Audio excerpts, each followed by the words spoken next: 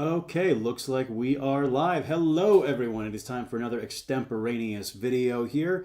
So, today I'm going to be talking a little bit about just a fun observation I had made after talking with a client. To give some context here, we're getting ready for our workout, and she had mentioned it was her kid's first day at daycare, and she was just, commenting, "Oh, I hope my kid's doing all right." So I made the joke, "Oh, maybe it's like Lord of the Flies in there," and she was like, "Oh, that's terrible," but we had a good laugh. She's a teacher herself, so she could appreciate the joke.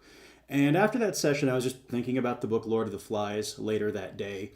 And one thing that always stuck out to me about it was something I was told in my high school English class by one of my teachers, was the idea that the three main boys in it, Ralph, Piggy, and I honestly can't remember the third boy's name. Anyways, whatever his name was, the three boys represented the three aspects of Freud's psyche, the human psyche, of the id, the ego, and the superego. So Piggy was the superego because he understood right and wrong. He had a good sense of justice. He thought long term.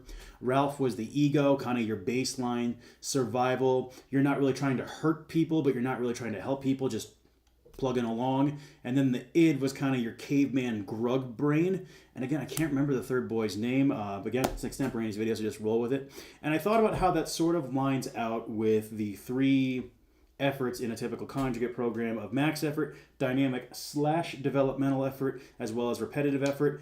This is just some pop psychology here. I am not a psychiatrist. I am not a psychologist. Please don't take this too seriously. It's more of just a fun thought experiment. Think of this. This is pretty much on par with those TikToks where you have people putting on makeup while giving out bad dating advice. This is about how seriously you should be taking this. Think of this more for entertainment, okay? All right, with that being said, let's move along. So if we think about the id, the ego, and the superego, they do match up to the max effort, dynamic effort, and repetitive effort. And I'm going to contend that Louis Simmons might have unknowingly built a bit of a map that matches the psyche of strength training. So again, let's talk about the id, the ego, and the superego. Id is primal desires, aggression, and instant gratification, aka hitting a new 1-rep max. Ego is reality, strategy, and control. And this is where I'm going to say that my iteration of Conjugate 2 really lines in nicely where I use the developmental efforts.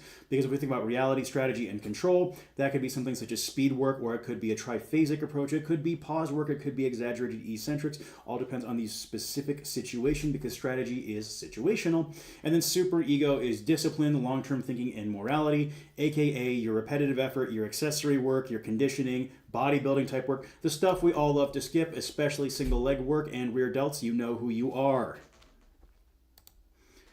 Now, if we look at that, so, the id, it just wants raw power now. There's no strategy. It's just maximal aggression, max effort days. They're it. 90% or greater of a 1RM, chasing PRs and pushing limits. And you got Grug there in the background, just with cool sunglasses. But at day's end, if you only train max effort, you're going to burn out or break down. And this is where we move to the ego side of things. The ego is your dynamic or developmental thing, and it mediates between chaos and structure. Structure being repetitive effort, and max effort being inherently chaotic just due to the fact that it is a highly emotional thing. There's a lot of psychological fatigue that can be generated with maxing out. You see the guys, they stomp, they scream, they punch themselves in the jaw. That's kind of one of the hallmarks of a true max effort session. I personally don't like that approach, but again, this is more for entertainment, right?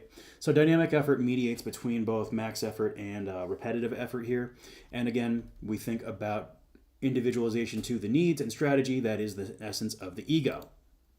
But without the superego, the long-term vision, you don't really go anywhere. So that's where repetitive effort lines up, right? So this is your discipline and longevity. This is the part of you that says do your accessories, strengthen weak points, build muscle for the future, your higher rep work, the boring work that makes you better. And if we think about how a lot of people tend to train, you wind up in one of these three extremes usually, in that if you're all super ego, it's just... let me rephrase that. If you're all ego, it's all gas, no brakes. You're maxing out every session, you're skipping accessories, and you are breaking yourself down. You are not going to fly as high as possible. But without a bit of the id, without a bit of the grug mode caveman, you're never going to push your limits and find out what your bottlenecks are. Whereas if you don't have ego, you have no control and you can't mediate between the two. You don't want to be pure super ego, because all you're going to be is that guy doing banded external rotations and 90-degree eccentric isometric squats with a trap bar around your neck and chains and bands. If you are all id, you're going to get run down. Without ego, you just limit yourself a little bit. You need to find balance just like with strength training as you do in the mind. So, what kind of lifter are you? There it is again, just talking about which of those three. Where do you fall into it? I know for myself, I definitely got stuck in all id for quite some time, and that has limited my long-term development as a lifter. Right now, it's nice. I'm able to kind of mediate between all three of them. I think that's actually one of the nice things with this 3 days a week full body conjugate split I'm on is each day almost feeds into at least 2 of those aspects, right? My full body developmental day is ego and super ego, whereas my full body repetitive effort day is pure super ego because it's base work. And then my max effort day is id and super ego. So we get proportions of each. And if we think about it even more, because I was historically id dominant, by having id be relegated to one day, but ego and super ego be more focused upon, that's going to allow me to build better longevity as I look to where I'm at in my life. You know, I'm going to be 36 this year. Doesn't mean I'm going to flutter the brakes, but what it does mean is I'm going to drive on a smarter road. You want to integrate all 3 aspects of the psyche. So again, just a neat kind of thought experiment in that Freud mapped the human psyche, but Louis Simmons might have mapped the lifter's psyche without truly realizing it. Power, control, discipline.